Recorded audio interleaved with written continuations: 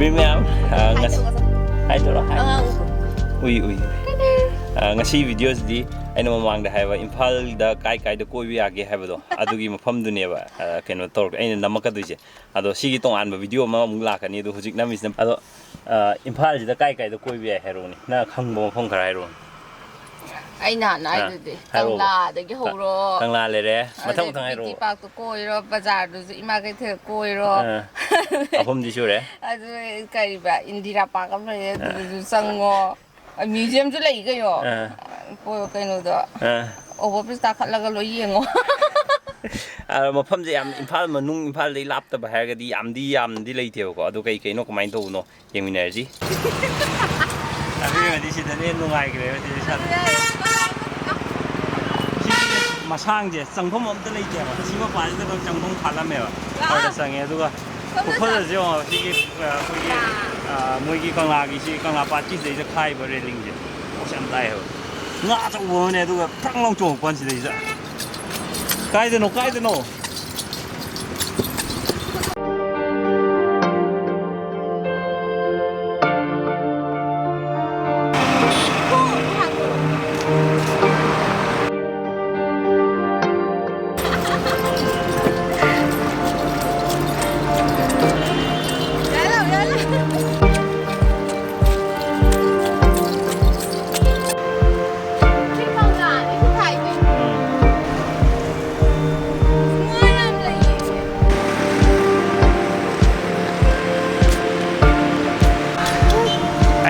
Kui ne dagi pham ge khalap ko pham ne si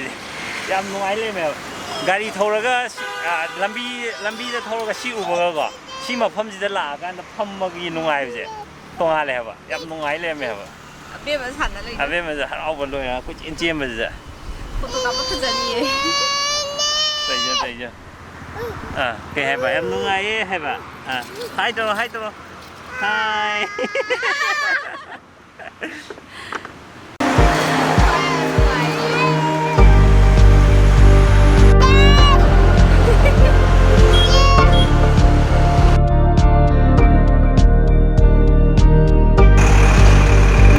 sida thaname ngoi ni mak aina gai lo bong chale hamane ha si phom ji dai na sai na chat pa phangi ji do aina patang kuina dagi ko asida phammaga nungai ba kamai to ge do experience to ning mane do ngasi to phange phom ba nungai phom mo me si je hang chik kam lai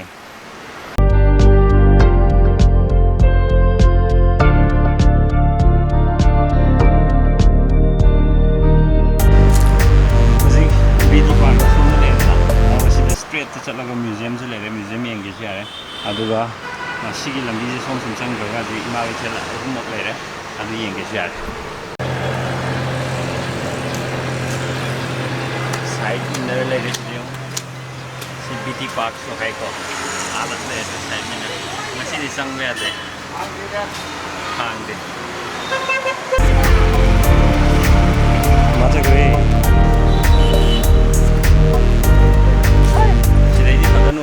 Sina polo ground ne polo Manipur dagi hogoti bane na har bo si Manipur gi famous polo ground international match me ama mazu si mpham ni sana bane side minor se to ne ni si ma thak yam phoka di cha re moi ni khata te ai gi jo ham bane si ma thak chi da ka re je du makha gi view yeng ma jam phazale me ba si dai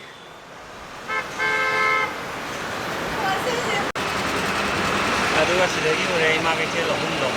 ada ani ure aduga som side ta maga hum awa sida san jo overbridge le re left side china tha khoi Pongna Bazar ne right side china Thangal Bazar ne the left side to zu ima ke chel le re right side to zu ima ke chel animal le re sida she is na ima ke chel nupi ke chel tu ko we samu khong le re Lakshmi Kitchen na sida isi khoi gi non veg lo mo phangye sida khoi gi indigenous oi ba khoi na cha ba cuisine sing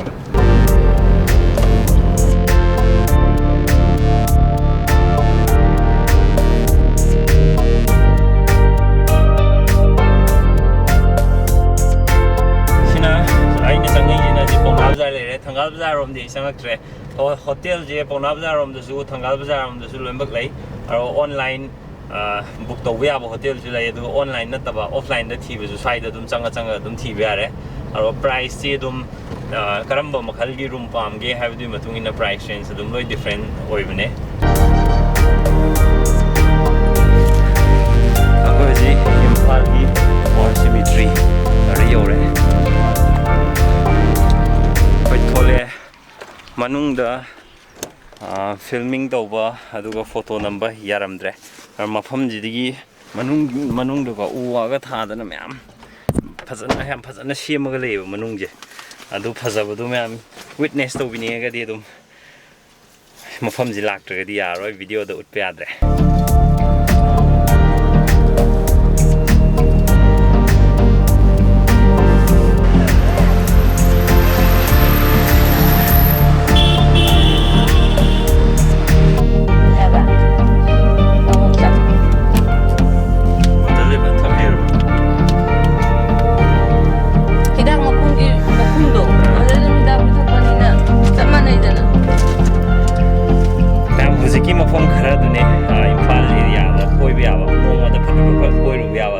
koi ku koi du di aina mafam takpa khatane ba saigi magi thel manung dura changa ga firon lai ba khotpa makhan me kha me am gi pra adventure mane ba du ju hambra adu de gi mo saigi kangla manung du joina mapan de khitang nam kangla manung du changa kan da pra explore dong na ba mafam phaja me am lai ba rock garden bo ha bo de di khoi gi